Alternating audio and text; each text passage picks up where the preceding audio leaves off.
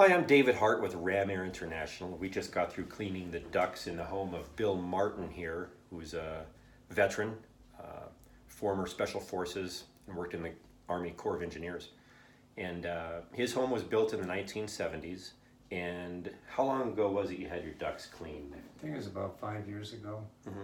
and they did it with one of those big vacuums out in by the furnace, The big truck in the driveway? big truck in the driveway. And he put little covers over the intakes where the outlets would be, And I thought, doesn't really impress me too much.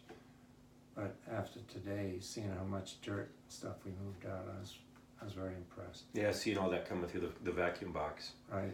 You know, one thing I noticed as we were cleaning, we were removing a lot of sawdust and chunks of wood, examples of things left in the ducts from when the home was built.